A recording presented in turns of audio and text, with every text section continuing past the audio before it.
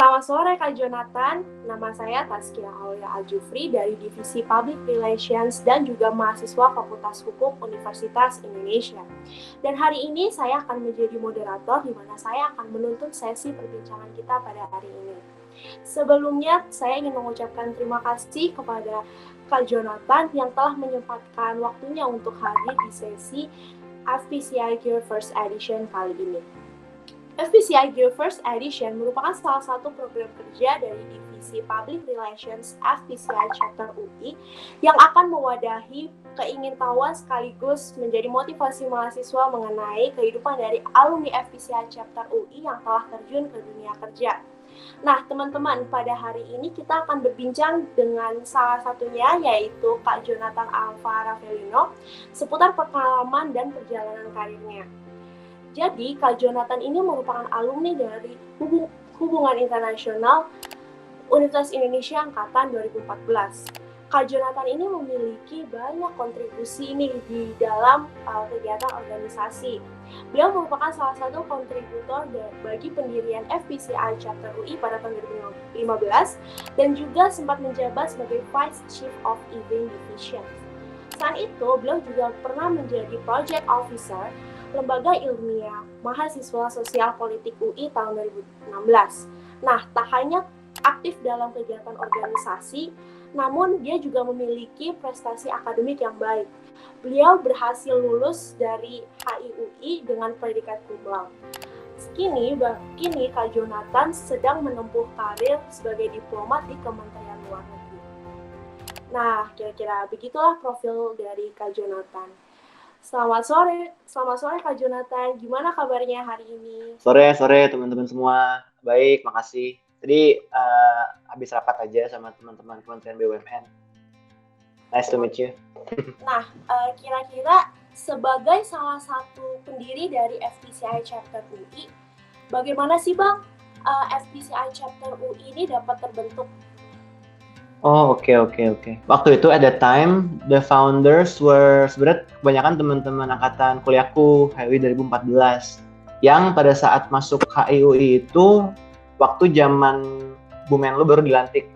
Atau dalam artian, sebelum kita masuk HIUI itu masih zaman-zaman menterinya itu Pak Marty. Nah, di mana Pak Dino sebagai wakilnya at the time.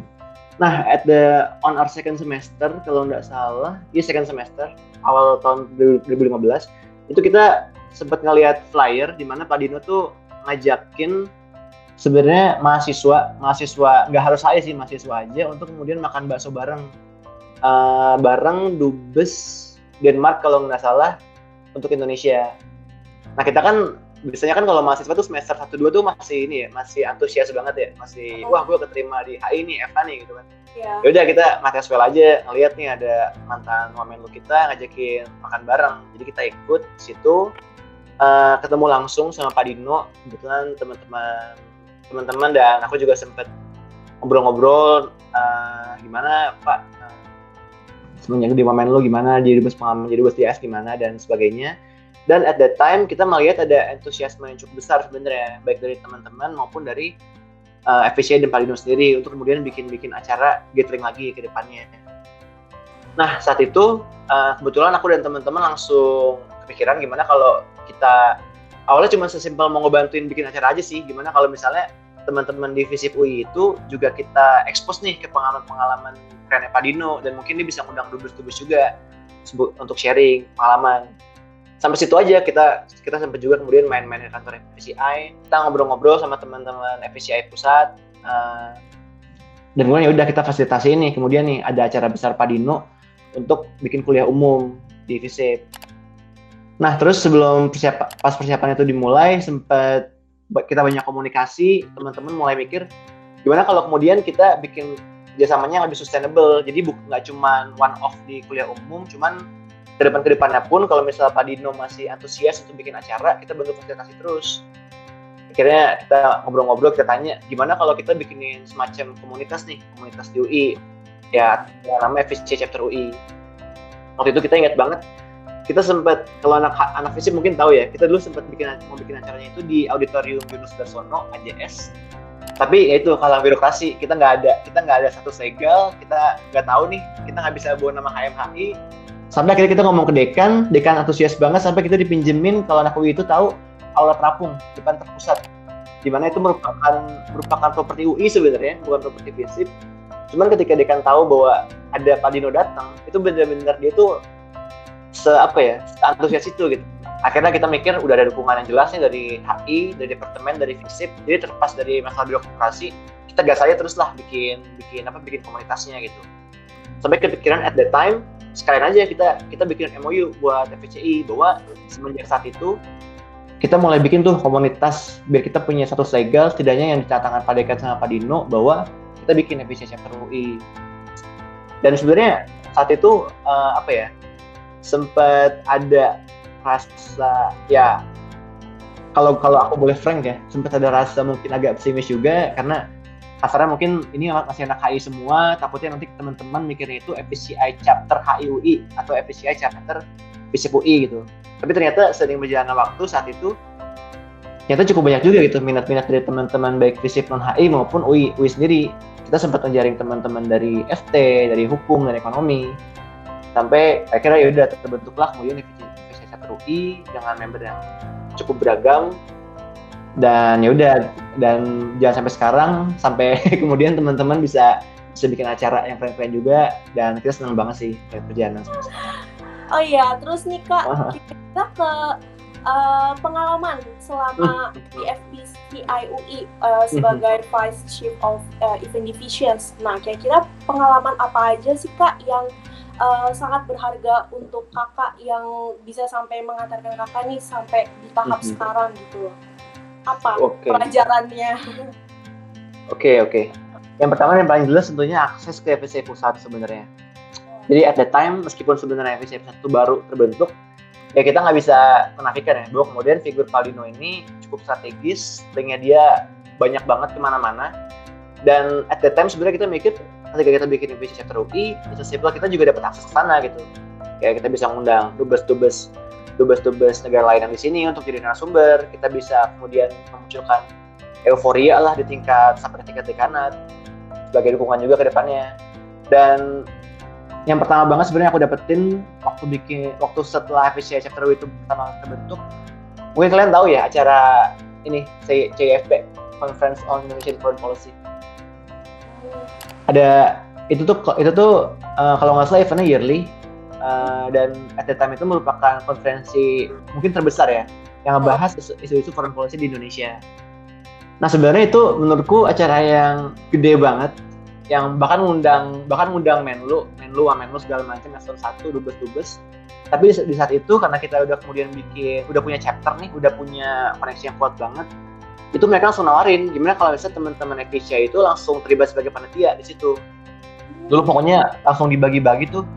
Pokoknya nggak pakai oprek segala macem, langsung aja ditarik, kasarnya ditunjuknya lu jadi regis, lu jadi LO, lu jadi teman-teman media. Dan menurutku exposure ke how IRs are being done tuh kuat banget gitu. Benar-benar kita dapat kasarnya posisi VIP lah untuk kemudian menyaksikan pembahasannya, untuk kemudian sedia tahu sebagai maba tuh event internasional tuh gimana, how they are being conducted, bagaimana kemudian berkomunikasi dengan petinggi kedubes. Kasarnya itu merupakan pengalaman yang cukup signifikan sih. Dan setelah CIFP itu kan mungkin ada poker-poker yang sampai sekarang masih dipertahankan ya. Kayak misalnya waktu itu ada event The Time with Dubes. Itu juga sebenarnya kalau selaku di Kemlu sekarang tuh menurutku itu sangat-sangat privilege ya untuk bisa kemudian bikin acara mahasiswa gitu kan, mahasiswa bisa ngopi, bisa ngeteh bareng dubes, bisa berkomunikasi se-free itu, dan kemudian mendiskusikan hal-hal yang level proco di Kemenlu tuh belum bisa sampai tahap kayak gitu. Itu menurutku privilege yang cukup besar juga. Jadi mungkin itu, dan kemudian take aways yang bisa aku dapatkan setelah kemudian bekerja di Kemlu ya sebenarnya nggak jauh beda gitu. Akses yang aku dapatkan selama di Kemlu itu ternyata juga aku sadari bisa aku dapatkan selama kemudian jadi member FVCI UI. Ya gitu sih. Tapi ya kembali lagi sebenarnya di FVCI UI kan sebenarnya itu ya sifatnya kan lebih ke bagaimana kemudian kamu mengembrace apa yang ditawarkan dari FVCI. selama kamu kemudian memanfaatkan link-link yang ada, ikut-ikut broker yang ada kayak Tempe Dubes, CV dan lain-lainnya, itu bakal kerasa banget sih bahwa pada kenyataannya pun apa yang terjadi di HI, bagaimana HI itu berjalan bisa kamu rasakan selama jadi member FPCI UI. Mungkin itu. Kira-kira nih Kak, seberapa besar sih Kak arti FPCI UI nih bagi pengembangan diri Kak Jonathan? Waduh.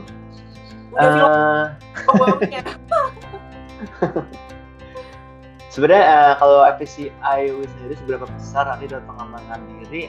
Menurutku ini yang paling, karena aku mungkin anak HI ya, mungkin teman-teman yang lain mungkin bisa jawab dalam hal itu juga, tapi karena aku anak HI, sebenarnya itu tadi gitu, FPCI Sector UI itu kemudian membuka mata batin gitu kan, Ciela, buka mata batin bagaimana kemudian sebenarnya keberlanjutan dari ilmu yang aku pelajari itu kayak gimana sih sebenarnya gitu. Karena jujur aja mungkin banyak juga tuh teman-teman yang rasain mungkin di HI di jurusan lain banyak ilmu itu yang cuma mentok di kampus doang gitu, mentok di otak doang. Kayak kalian bikin tugas misalnya HI apa sih, review gitu, realisme, liberalisme segala macam yang mentok di kepala doang, nggak kemudian diimplementasikan atau mungkin sesimpel dipraktekin lah gitu di lapangan gitu. Asalnya di FPCI ini sendiri cukup signifikan menurutku, karena itu tadi memberikan gambaran sepahit-pahitnya nih kalau misalnya lulus dari HI itu ada loh opsi untuk melanjutkan ilmu yang udah aku pelajari melalui itu tadi, misalnya konferensi, menjadi diplomat, dan melihat bagaimana ilmu HI itu sendiri berjalan di tahap yang paling realnya. Gitu sih. Jadi signifikan banget sebenarnya sih dalam artian ngebuka cara pandangku. Terus nih, kira-kira Kak, perjalanan sampai bisa bekerja di Kementerian Luar Negeri itu gimana sih? Tes CPNS sih sebenarnya. Oh, tes CPNS. Nggak, tapi kemudian kalau pertanyaannya bagaimana kemudian mungkin dari lulus kampus kenapa kemudian jadi ada interest menjadi diplomat, mungkin gitu ya. Karena kalau teknis kayaknya bakal boring banget. Sebenarnya kenapa kemudian mau jadi diplomat itu, aku merasa aku di kampus sebenarnya orang yang cukup adventurous ya. Yang aku bilang tadi, aku sempat nge-BEM, sempat FPCI, sempat HM, bahkan sempat aktif juga di organisasi keagamaan. Jadi kayak udah kemana-mana tuh spektrumnya tuh. Cuman aku ngerasa di antara semua pengalaman itu, aku ngerasa ada satu hal yang belum aku explore lebih lanjut, dan frankly to say itu tentang pengabdian ke masyarakat sebenarnya. Itu hal yang aku belum rasa kontribusi banyak sama di kampus, to be frank. Dan karena aku belum rasa itu, kemudian ya udah aku ngerasa mungkin ada menjadi PNS itu salah satu opsinya sebenarnya ketika lulus dari HIUI. Kenapa kemudian milih Kemlu? Sebenarnya aku juga bisa daftar ke Bappenas, ke Kemenkumham, cuman beda dengan SBMPTN ya. Ketika kalian daftar CPNS tuh kalian nggak bisa milih banyak opsi sebenarnya. You only get to choose one per year. Dan kalau nggak keterima ya udah nunggu setahun lagi gitu. Akhirnya aku milih Kemlu yang karena aku rasa cukup relatable sama ilmu yang aku terima, dan untungnya keterima aja sih selama tes CPNS itu sendiri. Mungkin dengan berkarir sebagai diplomat dari Kak Jonathan sendiri, ibaratnya kayak bisa berkontribusi secara langsung nih kepada masyarakat, dan juga sekaligus menerapkan ilmu-ilmu hubungan internasional. Iya, betul. Jadi kayak ibaratnya sekali mendayung 2-3 labo. Nah itulah. Terus kira-kira nih Kak, maksudnya kayak selama ini pengalaman apa aja sih yang didapatkan di Kemenlu gitu? Di Kemlu aku sekarang ke suatu ditjen tingkat eselon 1 namanya Badan Pengkajian dan Pengembangan Kebijakan. Itu kalau you put it concisely kayak semacam think tank lah, kayak semacam departemen keilmuan BEM-nya Kemlu lah kasarnya gitu. Itu sebenarnya yang kita sering lakuin adalah kita aku di BPK kawasan Asia Pasifik dan Afrika. Jadi on daily basis things that we do itu adalah kita melihat dinamika tuh di kawasan Asia Pasifik Afrika, ada apa aja, ada peristiwa apa aja, terus kayak kemudian kita analisis, kemudian apa sih yang Kemlu bisa lakuin, kebijakan apa sih yang Kemlu bisa formulasikan dalam respon hal kayak gitu. Dan aku udah sempat mengkaji kayak isu-isu ketegangan RRT sama India misalnya kemarin kan di perbatasan, itu kita kaji sisi ekonominya gimana, dampaknya apa ke Indonesia, dampaknya apa ke, kalau kalian tahu tuh kerja sama RCEP 16, anak kaya mungkin lebih tahu itu apa. Dan hal kayak gitu sebenarnya hal-hal yang bersifat pengkajian sebenarnya. Tapi di luar itu semua, semenjak awal tahun juga aku masuk ke tim diplomasi ekonomi karena kebetulan ada arahan presiden, kalau kalian aware, pada awal tahun bahwa dia bilang Kemlu itu mesti memusatkan sekitar 80%, 70-80% kegiatan untuk diplomasi ekonomi. Dan ini yang tadi aku ceritain banget, aku bisa rapat sama BUMN juga. Itu yang aku lagi lakuin sekarang itu, kemudian lagi coba menggait BUMN nih sama teman-teman lainnya, untuk kemudian kita petain nih BUMN apa yang paling potensial untuk kita jual ke luar negeri, dan sebaliknya BUMN apa yang potensial untuk menerima investasi dari investasi inbound dari luar negeri, supaya kita bisa kembangin ekonominya. Dari itu semua apa yang kemudian aku dapatkan sama di Kemlu, sebenarnya itu tadi sih, direct access ke para pemangku kebijakan sih. Ya aku ngerasa, nggak tahu sih, kalau aku sendiri sebenarnya ngerasa ada kepuasan pribadi aja ketika you get to live what you wrote sama kuliah gitu. Kayak bagaimana mungkin anak FH, mungkin kalian misalnya nulis kajian tentang hukum gambut, tiba-tiba kalian besoknya diajak rapat sama menteri LHK gitu. Kayak hal-hal kayak gitu sebenarnya yang bikin aku cukup puas. Ada suatu kedekatan di Kemlu dalam hal itu. Dan selebihnya aku ngerasa ketika aku masuk Kemlu di awal-awal itu, aku kayak punya apa ya, kalau kuliah kan namanya HIU 2014, kalau di Kemlu itu aku bilang HI Indonesia 2019, karena benar-benar di situ kekeluargaannya kuat banget. Kita selama pendidikan kita sempat tinggal bareng 8 bulan di asrama, dan ya udah kayak senang aja gitu punya teman-teman baru, teman-teman yang punya ketertarikan yang sama terkait isu internasional. Tapi bedanya adalah di sini kita punya akses juga gitu. Jadi ya seru banget aja ya punya satu teman baru dari berbagai latar belakang yang kemudian dalam praktiknya saling dukung, dan akan kerja bareng sama puluhan tahun ke depan gitu. Itu mungkin yang apa ya, benefit non material yang bisa aku bilang sih, punya keluarga baru sih. Benar-benar emang ya, Kak Jonathan ini sangat insightful dan sangat inspiratif sekali nih. Aku yang berbincang-bincang secara langsung juga ngerasa udah okay, I know what I want to do gitu loh in the future. Iya, jadi dari awal kita sudah membahas tentang gimana sih perjalanan Kak Jonathan dalam membangun FPCI Chapter UI bisa sampai berdiri sampai sekarang, bisa sebesar sekarang, dan melalui percakapan ini kita tahu bahwa ada banyak banget tantangan yang Kak Jonathan harus hadapi dalam mengembangkan FPCI Chapter UI. Apalagi sebagai salah satu chapter pertama gitu ya Kak, pasti bakal banyak banget sih ups and downs-nya gitu dalam mendirikan komunitas ini.